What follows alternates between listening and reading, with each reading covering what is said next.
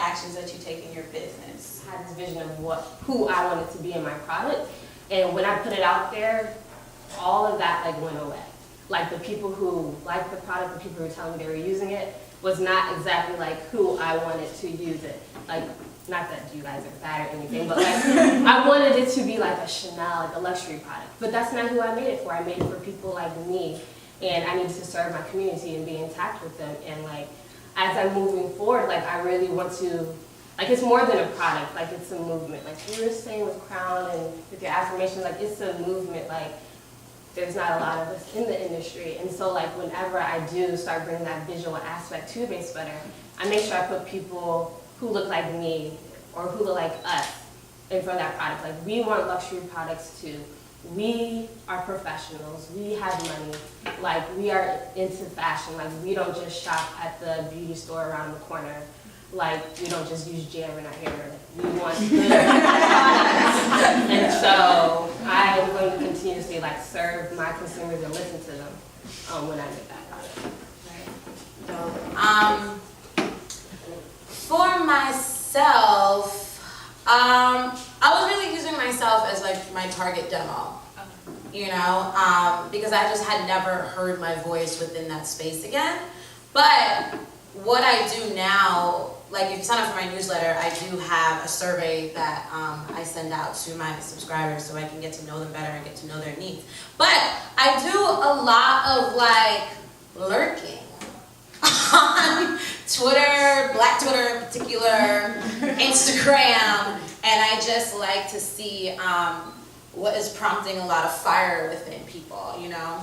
So I would see, for instance, I call my affirmations audio vision boards, and I was just seeing a lot of women, a lot of talk about Instagram models, and a lot of talk about how there are just these grandiose images of women that it's very hard for us to squeeze ourselves inside, right? And so then came in the word Comparaholics Anonymous, and just thinking about how Instagram for a woman in 2016, a millennial, sometimes you can go on your phone and it feels like everyone is lapping you in the game of life. And the main ingredient of Instagram is perception. But again, with repetition is the mother of learning, we're scrolling. We're scrolling more than we're living. And so we're telling ourselves a narrative that is more fiction than fact. So I was like, okay, how can I hit reset on that with affirmations, you know? Then just speaking, like seeing on Twitter, there's always some type of Black Twitter dating topic going along. and coming up now with my affirmation EP with Love versus Lust. You guys know who Rob Hill Sr. is?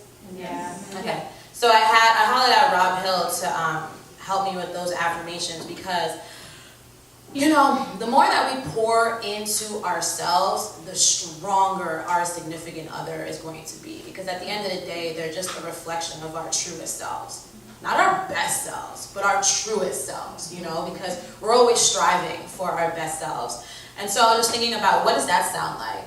And then, if that man is not here, then I wanted Rob's voice to echo the affirmations. I wanted him to say you, because then it just sounds like your significant other is en route. You know, your significant other is here in this project with you, has a hand in it, has a heart in it, you know? So just really paying attention to all of the subconscious needs and also my own. And then Marie Forleo, I'm not sure if you guys are familiar with her, she's fucking excellent. She's part of like the wellness Illuminati that has like its approval from Oprah. But anyways, but she has an excellent online program. It's called B School, and it has taught me a lot. So it's helped with just providing like different templates for my business and just different suggestions for how to move forward with it. But she really helped me to narrow down like who my girl is so I can speak to her more precisely. What channel do you guys use most for marketing and brand awareness? Like I know you started at Afro Pump, but then from there, what did you use to kind of continue to spread the word?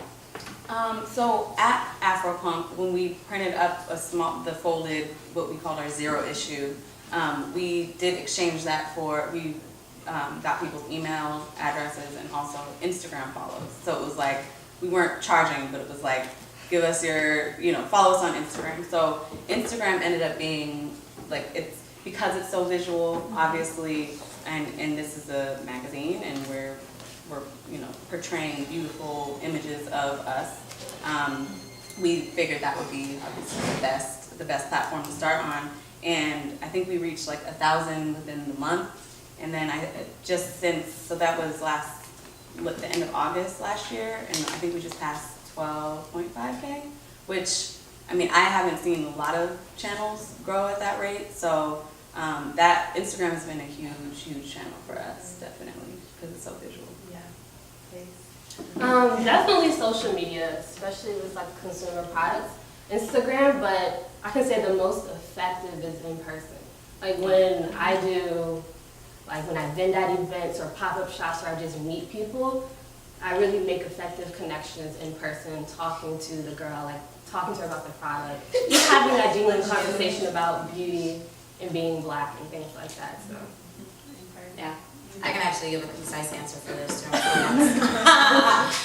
Yeah, definitely social media, and just studying other people who are in spaces that I want to be in, and kind of just seeing, there's, success always leaves clues, and not to say that we should copy it and swagger jack it, but there's a formula that can be used, and then we put our spin on it. But Instagram, definitely the visuals. I love Snapchat, even though I'm currently on a Snapchat diet. My cheat day will be on July 1st.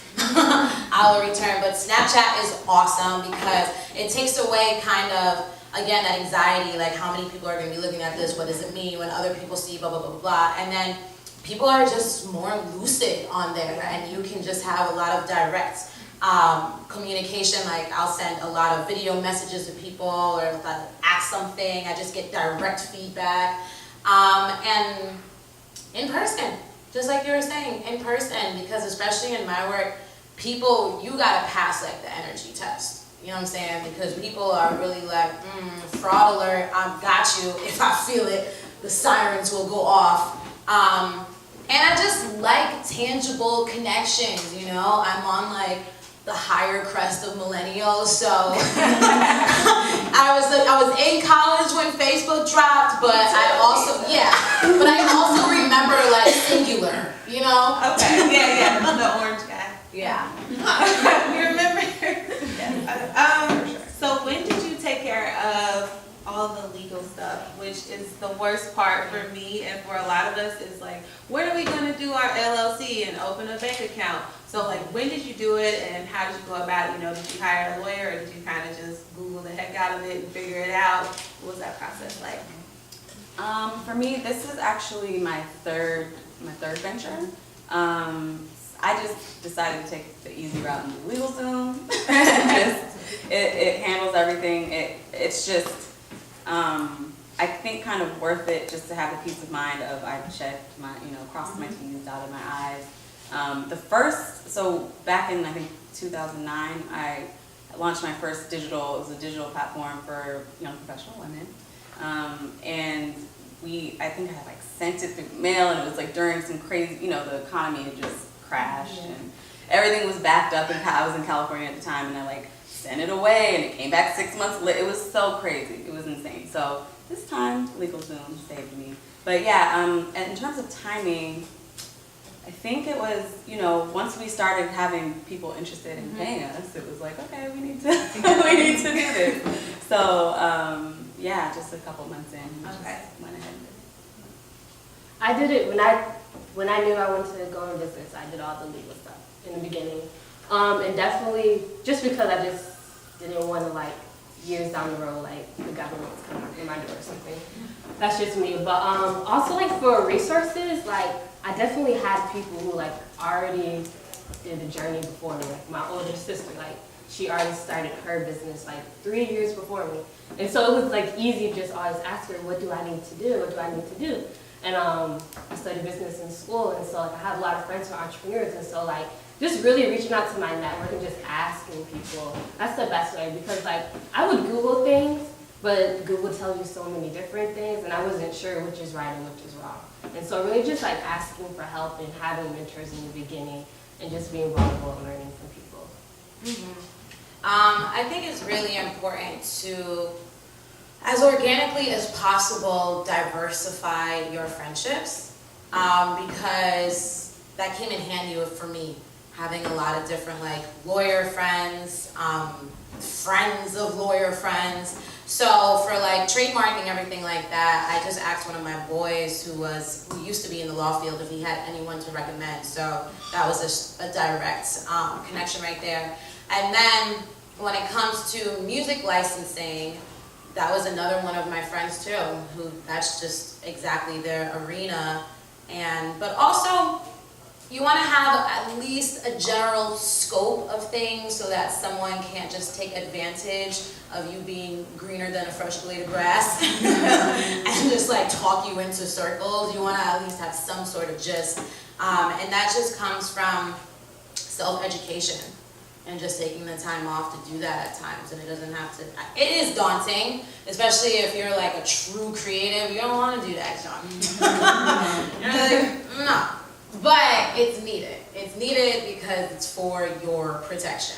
Do you guys have any employees or interns that I know Lindsay does, that work for you guys? Come on, and if so, at what point did you decide to kind of start bringing some additional hands on board? I'd say pretty early on. It was a little rough in the beginning, I have to say. Like when it's just this concept and you have like 1,000 followers on Instagram, the quality can reflect that too. And so we definitely, I think last fall, tried to bring on interns, and it was just tragic. And then we were able to bring in one pretty solid one the spring semester, just this past, in January. And we had one very solid one, and one was just like, she was there, and then it was just personal issues and all this different stuff. So it's just interesting. I think it's just a testament to just not taking things personally, like just letting things grow organically.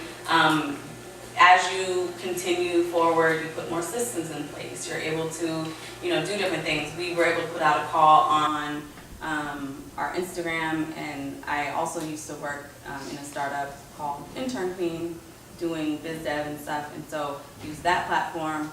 And we actually this time got over like 100 applications, probably more than that. I personally talked to like 30 people, and we were really able to be a lot more selective. So I think one thing during the entrepreneur journey you learn is just to not take things personally, let stuff roll off your back. Because I think earlier in my career, I would just be like, oh my gosh, they quit, and like, like this is so frustrating, I don't want to ever have interns again. But just kind of saying, all right, it wasn't me, it was just a situation, let's keep it pushing. And we were able to lock in 4 tremendous interns. They're in our office now, and we work out of the office space in Chelsea. And it's been really, just having those extra hands on deck, but it's not like free labor. You definitely have to put so much, instill a lot into your team. The training process, the onboarding process, mentorship, being, like you said, on the older side of the millennials, and having girls working for me who are 10 years younger than me. You kind of assume that they'll know certain things, and then it's like, oh shoot, I should have trained in a different way.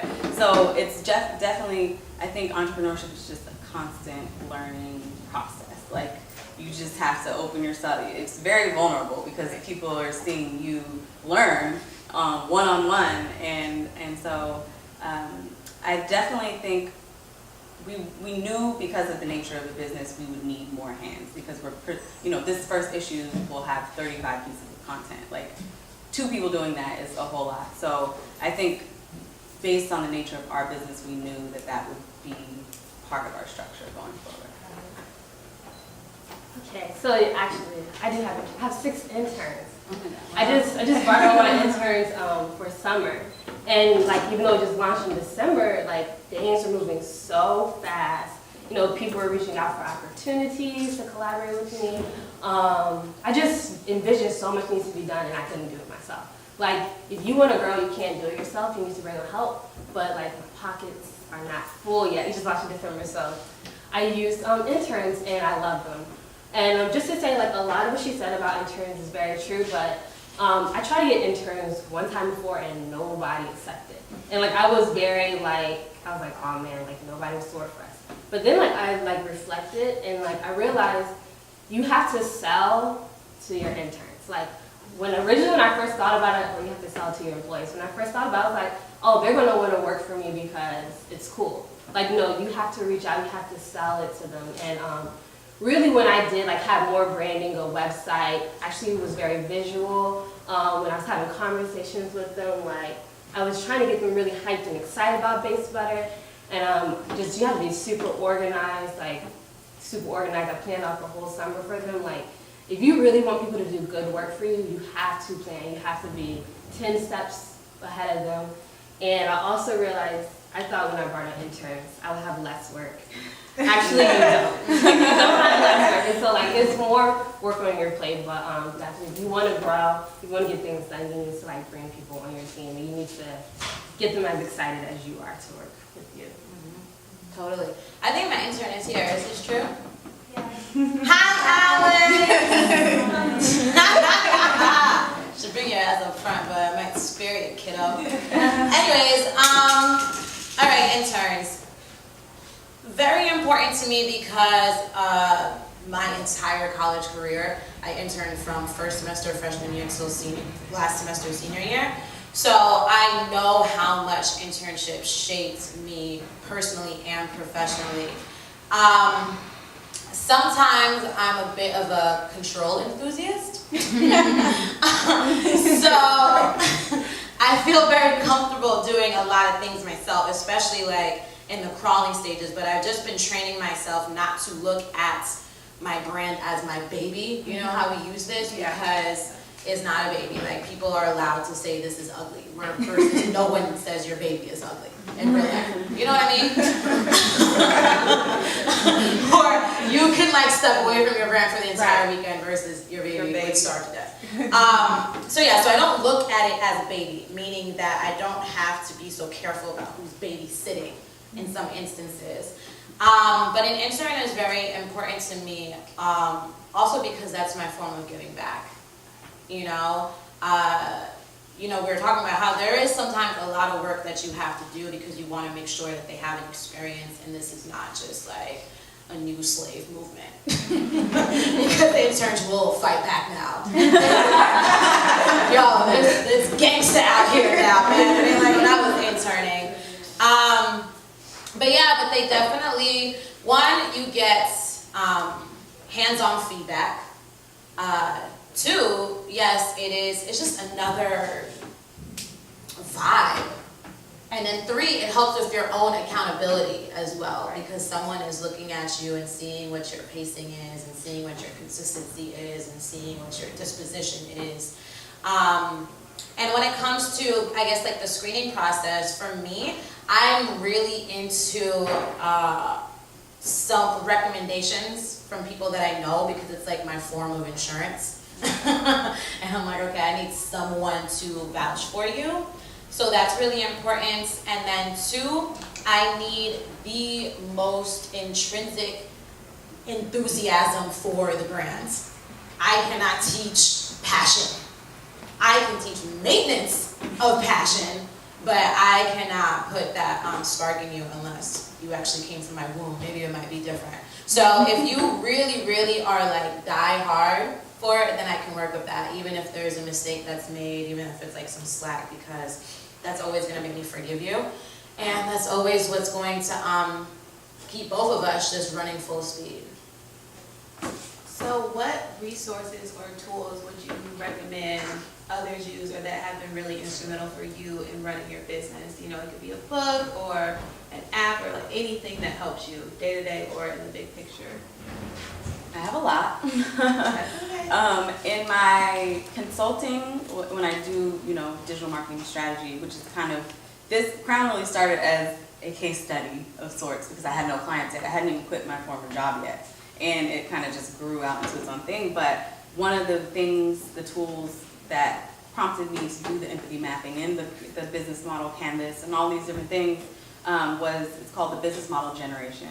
And it really just breaks down so many, just different tips and tools, like, I guess, approaches to really understanding your customer and being very customer driven. I also like the lean startup, which it kind of takes that business model canvas idea, but makes it a lot easier to iterate and to really test what you're doing in the market. And then What was that called? The lean canvas and business model generation is the first book. But in those tools, a lot of like the business model canvas and empathy mapping, if you Google it, you can find it. And then in day-to-day business, I'm like all over Google, Google Drive, Google everything, Google Gmail, Slack. Trello has been huge with like just mapping out our editorial map, but it's really useful for a lot of different things. Those would be my main ones. I'll say my two main things because, like, as an entrepreneur, you definitely have to continuously learn. So definitely reading all the time and just like networking and connecting. But what's really helped me is like technology tools. So I love Asana. It really helps me to project manage and really like get things done and communicate with my team. But also Asana. How you spell it? ASANA. So Asana is great. It's amazing. I love it. But I listen to podcasts. And like I listen to podcasts all the time. I listen to 3 different types of podcasts. So like I'll listen to my businessy podcast, like the startup, AMZ, profits, and something else like just like to give me knowledge about business, especially since I sell the products. So sales and marketing is very important. And then I'll listen to those podcasts that like interview entrepreneurs, so I can hear their story. Because it always just really keeps me grounded whenever I hear other entrepreneur stories, because everyone started from the bottom, whatever their bottom was. Everyone overcame a struggle, and now they're where they are. And they might not be exactly where they want to be just yet, but that really keeps me grounded and keeps me moving forward, because every day something might happen where you like don't want to keep moving. But once you reflect on yourself and you hear other people's stories, like you know you can keep moving forward and you come a long way. And then I listen to podcasts that let me understand my consumers better. And so like if it's a podcast about beauty, it's like a podcast about Black women and Black girl magic. Just like something so like I really know who my audience is and things like that. And so all those different things really keep me intact. Yeah, I'm a big podcast whore as well. I love podcasts. Okay, so my top recommendations, $100 MBA is phenomenal. This dude, Omar Zenhom, I feel like I owe him like $10,000 a month in consultant fees, for real. Like he gives so much. He's so generous with his wealth of knowledge. The Tim Ferriss show I love as well, because that's all personal development, and again, that's like interviews as well. And what other podcast? The Art of Charm is phenomenal, just for, again, polishing up your mindset. He gives a lot of different business tools, but also is a phenomenal interviewer with just getting people to speak about things from resiliency to people trying to intimidate millennials in the workspace, all a full freaking range of topics. And like I was mentioning before, Marie Forleo, she has an award-winning web series called Marie TV that is awesome, and her tagline is simply creating a business and life you love, and every single word in that tagline she abides by. It's really, really good. And as far as books, if you're still wondering what you want to do and figure out like your core skill sets, there's a book, very direct title, Find Your Strengths. Strengths Finder? Exactly, and then there's a test afterwards, but the test is only there if you buy a brand new version, so it can't be like one that was passed down 20 times on Amazon, unfortunately. It has to be a brand new version, but that's really helped for me to also discover new skills that I have and how they can be transferable in this entity of personal development, and also how they can help with other people. And I think, okay, and then also when it comes to different technology, I I use Hootsuite because I don't like being on Twitter and Instagram all the time. It's just a little bit too much noise for me, and I already have a lot going up in my cerebrum. So I like to schedule a lot of my posts in advance. And then, this is kind of like a side, but waterlogged, because you still gotta take care of yourself. And so it literally reminds me, like I put my schedule for all these different times during the day, and I'll hear like a waterfall sound, and it'll remind me to drink water, because you have to stay hydrated. Your muscles work at like its best peak when you're drinking water, and you're just a nicer person.